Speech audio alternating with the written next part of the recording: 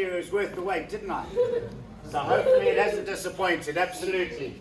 So the first thing you notice is really the very slab-fronted design we've got on the new EV9, and that was specific, that we wanted to make sure that unequivocally, if you ever see this vehicle, it's unmistakably an EV9.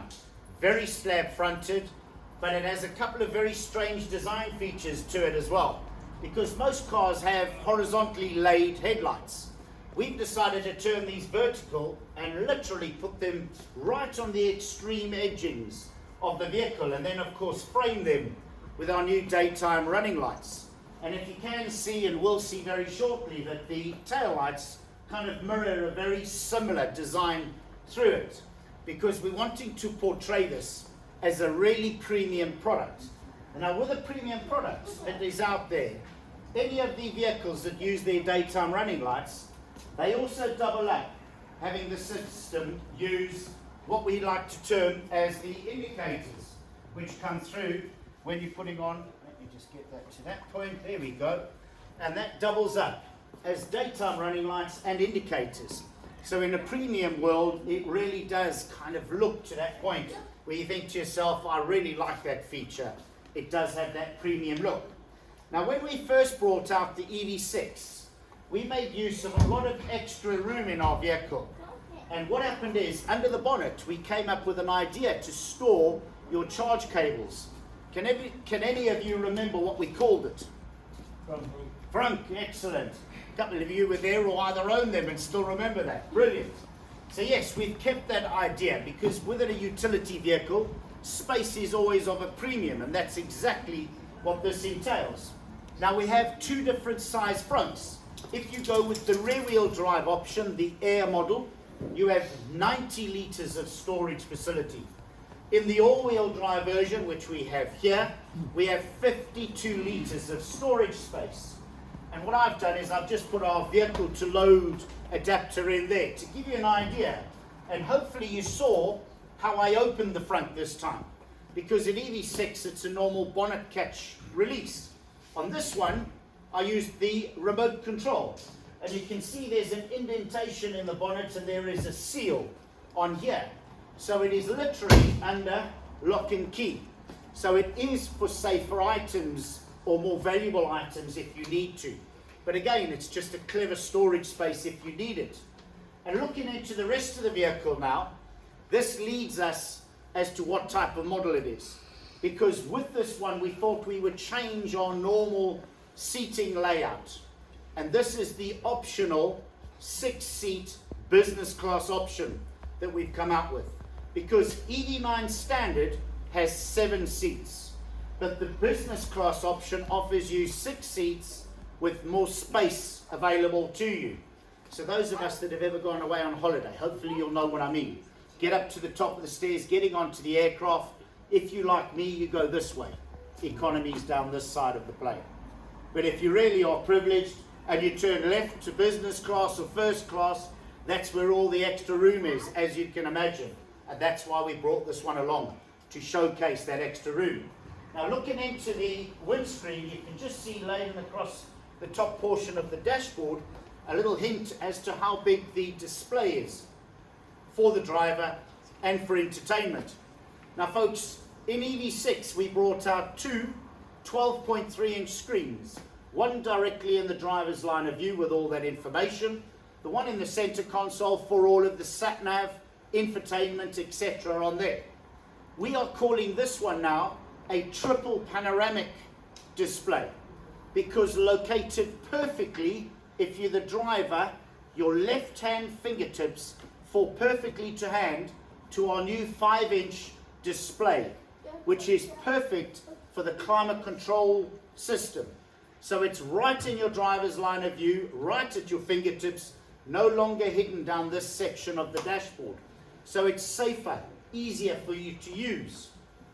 Now this also comes up with certain drawbacks, because some of us don't like touchscreen at every opportunity. We kind of enjoyed the old analog style of dials, such as our volume controls, fan speed, things like that. You'll be pleased to know we've kept that in the EV9. We've gone one stage further. technology has let us have new developments called haptic controls. Haptic controls look like touch screen or touch buttons, but when you press them, you get a concerned feedback through that dashboard, which is just in the lower section of the central portion of it. And these are backlit so that you can see the shortcuts that you may be wanting to consider, such as your climate control, your settings menu, media, etc. You get the idea, I'm sure. It's a nice touch, hopefully you'll agree. Now looking into the vehicle, you can see that we've got leather seats in this one. With EV6, we broke barriers, coming up with sustainability firsts, such as taking 111 plastic bottles out of the ocean to create one seat artificial leather. And we've done exactly the same with this car to keep that sustainability level as high as we can. But what would be good is if we could lift the bar slightly higher, and we've tried our best. And what we've done is to take up discarded fishing nets out of the ocean, recreated the fibers from those nets to perform miracles with what we now put in as carpeting in our new vehicle, but without the smell. So folks, please, this is a premium product. See for yourselves very shortly. Only half an hour to go. Having a look further back into the vehicle, we've always become accustomed with some of the fantastic little features that we've had for a while now, such as opening tailgates from remote control. This one won't disappoint you with that. But what it does do is open up a massive boot. When you've got 7 seats, you normally need a lot of people with luggage or accommodating space. This one won't disappoint you. So anybody who has a Great Dane potentially at home, feel free. There is plenty of room in the back of it for one of them. So no problem there. Folks, I've opened it up for a reason, because normally an SUV is linked with towing at some point in its life. Bring an EV into the mix, and towing and electric vehicles don't marry very well. This one, I hope, bucks the trend. We now have 2,500 kilos towing capacity. That's 2.5 tons. That's the largest twin-axle caravan on the road. A car trailer with a car on it. A twin horse box behind one of our vehicles now. That is something to potentially just lift you into the EV market. Maybe that works for you, I don't know. You'll tell me very shortly, no doubt. But what we've really managed to keep pace with is that premium feel we wanted you to experience. And as a result, we brought out self-leveling rear suspension. So we keep that ride quality as high as we possibly can. And on top of that, it keeps safe, because it now levels up the area which potentially would be lower down with all the weight on it.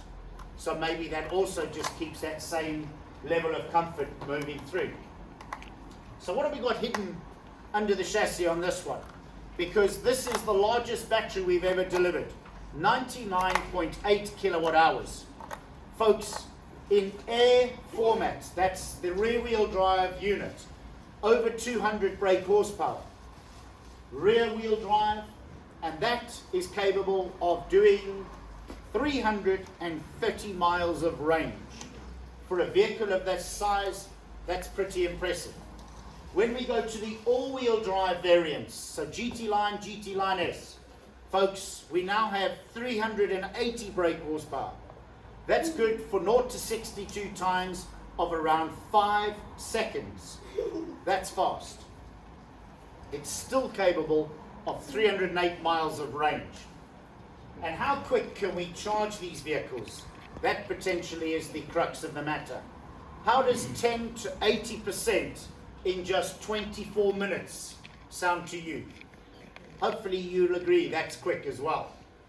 So if you haven't got 24 minutes on a long journey, how about a 15-minute break, which is the average time that the AA reckon it takes for us on a long journey to stop off, either for a comfort break, a little bit more sustenance, or potentially a splash and dash. 15 minutes of charge in our new EV9 will give you 150 miles of extra range. Folks, that means you leave from home in the morning fully charged, to 15-minute break through the day, 450 miles of range out of the new EV9. That should cover most of your criteria for a long onward journey. But what happens when we try to future-proof certain items in our car? Have anybody ever bought some item in the past where you thought to yourself, if I just waited that little bit of extra time, I might have got the new upgraded version, which had X feature on it that really makes the difference? With this new EV9 model, we've tried to future-proof it as far as we can. And that means there is a new system called upgrades. Now, upgrades means that if we come up with a better method or system of providing a certain feature in our car, you can download that feature to the new EV9. And if it's something we've never created before and you would like to purchase that item, you of course can purchase that specific portion for your car and of course upgrade it in the lifespan that you own the car. Hopefully you'll agree that's a nice touch. It's something new that nobody else has potentially invented at this point. Another thing that really works well, and I'm sure you've experienced this, because I definitely have, and that's it. If you've ever gone out as a couple or partner, whatever the case may be, and that partner of yours has disappeared with the keys for the car, and you need to get back into it, you play a game of hide and seek for a certain amount of time, trying to find them with the keys to get in the car. We've opted for a thing called the digital key. Who of us has an Android or Samsung phone amongst us? Can I just see a show of hands? There's no need to be ashamed, it's quite okay. Fine. Folks, can I just ask if you just leave through the front door? Because normally at this point we have a problem between Androids or Samsung and Apple users. There's always this friction. Folks, this is the first time there's none of that. Please, I was only joking, Android users. Okay. The idea being, if you have a smartphone, you have the ability to download the digital key, which means you have access to open the bonnet from your app, the boot, of course, and of getting into the car and get it ready for going. Now, those of us who brought your kids along this evening, thank you very much, because this now rings bells in everybody's head. They are better on smartphones than we are. Most of us would agree with that if you've ever been in that situation. So what happens if you hand over your smartphone to a rather expensive new toy? Folks, we've thought of that too. And there is a fingerprint scanner in the vehicle, so they can't start the car and disappear with it. What I will warn you, please, do not add them to the fingerprint scanner, because your car won't be where you left it if you do. You've been warned, folks. Please bear that in mind. It's a great idea. Hopefully once or twice in its lifespan, it will pay dividends for you. Another item that really works well with an electric vehicle, and this may ring true. Normally an electric vehicle requires a charge card or an account card of some format or another. We have come up with a system called plug and charge. That means participating charge outlets recognize the vehicle, your new EV9, when you plug it in, and it links your account details automatically, which means you then can get charging immediately, no longer with a big delay waiting for it to access account details. Hopefully that may just work for you as well. Nice touch. Now there is something that I want to just reiterate, because with EV9 and the nearly 100 kilowatt hour battery, there are other uses for it, such as vehicle to load, which means that you can actually plug in the charge converter that I showed you just now, the vehicle to load adapter in the rear charge port. That gives you a 3-pin plug coming out of it, with access to more than 3.6 kilowatts of power coming out of that. It has a 3-pin plug in the boot already, so you can charge certain items on the move while you're driving. Makes sense. But really an important one, and this is where our friends who arrived in a Tesla tonight may become friends with us. We can do a vehicle-to-vehicle charge. So if you do have an electric vehicle and you are running slightly low, we can supply charge directly to you. It's a very nice capability, folks, and it's one to take on board. Maybe I've made one friend tonight. Thank you, folks. Right, just before we go, all covered by our 7-year warranty. I'm sure you're all aware of that. And finally, just to give you a flavour, the prices of them range from $64,995 for the Air model up to $76,995 for what this one is here, the business class 6-seat option. Folks, thanks for putting up with me. Please come and have a look at your new car. Thank you.